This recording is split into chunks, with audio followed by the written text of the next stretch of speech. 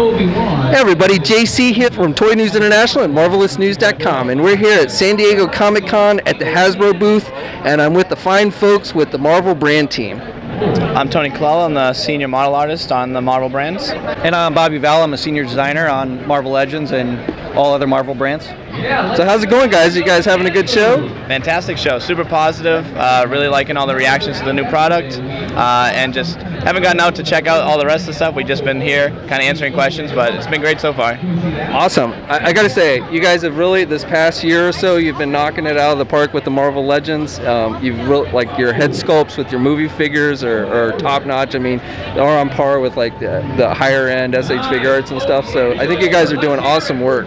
Speaking, you got a number of reveals this weekend so far. I assume we got some more cool stuff coming later tonight with the panel. You've got some ridiculous things coming at the panel, actually. So you want to tease anything? Unfortunately, it's only in a couple more hours, so we're gonna have to wait. All right. It'll be worth the wait. So one of the big things you revealed, well, actually a couple, but we'll start with the Toy Biz tribute line to the 5-inch, the 6-inch figures that are the tribute to the 5-inch figures, and I gotta say it hits my nostalgia spot because it was the Toy Biz 5-inch figures that I first got me collecting Marvel figures, and I still have most of mine. I've got my Captain America mint on card. So is this just like a one wave thing, or is this something that we can see more of? And maybe, like, I mean, I know most of these are just kind of touched up figures that have already been released, but could we ever see like new figures in this line or anything like that? Right now we have this one wave planned. It tugs a lot of our heartstrings as well, being big collectors, and that's what we started with as well.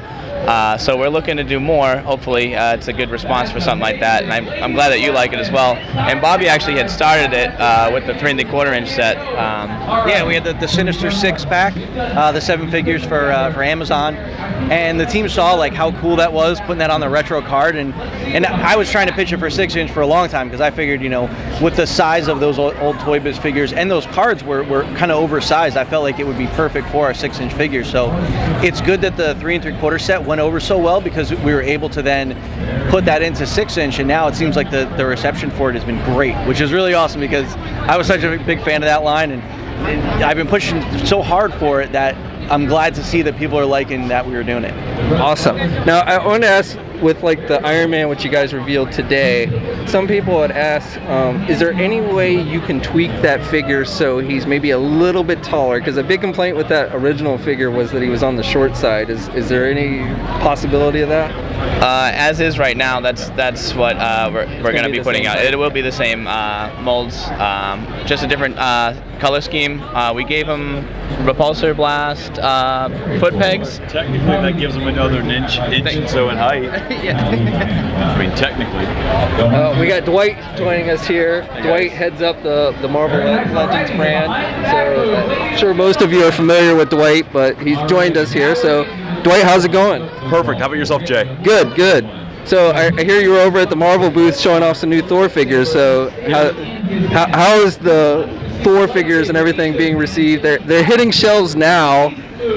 So are you getting good responses to the Thor and everything? Oh yeah, this weekend we're debuting the Thor line has been, you know, wonderful with the fans. Everybody seems to be gaga over some of the new techniques we're using on the movie figures, and so far it's going awesome. And Ruffalo himself was, you know, like super happy to see his Hulk Build-A-Figure. So, you know, when the talent's happy that you're actually, you know, that inspires us to make these things, you know, you've done, or you hope that you are going to be all right, and when they like it, it feels good.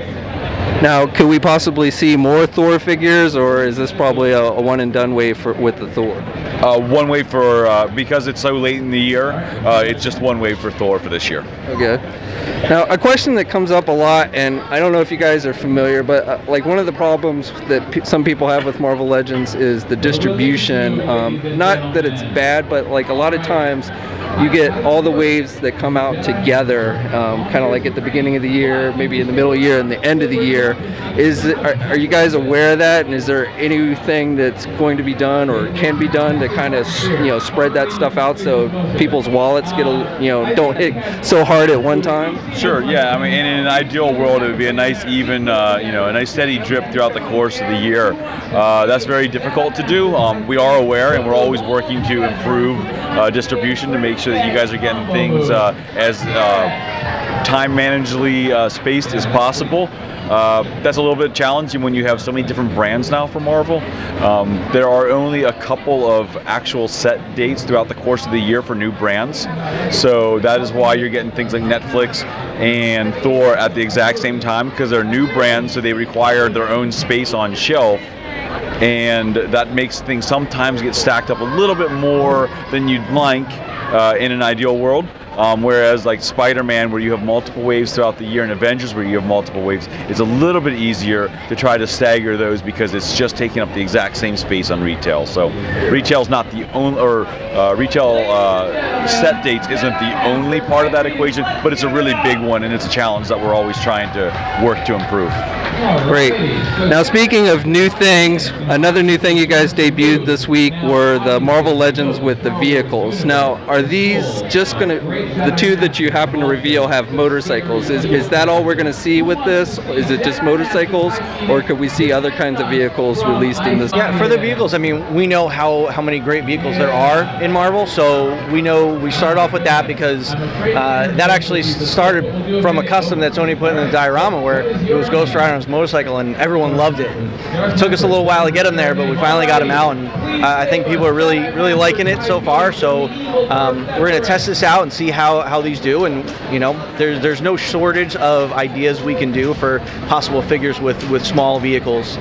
Yeah, I love both. The Black Widow I think is great, and I know a lot of people have been wanting the Ghost Rider with the motorcycle. So, and that's like a really sweet motorcycle. I mean, like I used to have the old Toy Biz one with the motorcycle, and that was cool, and it was pretty comic accurate. But this one, definitely the detail and everything is really cool. Now we just need a TV series version with the car. Here it comes. Yeah, no, I would love to have a Robbie Reyes Challenger, you know, Hell car. That would be amazing. Let's see how these do, and you know, hang in there. We'll see. I would love to get there one day.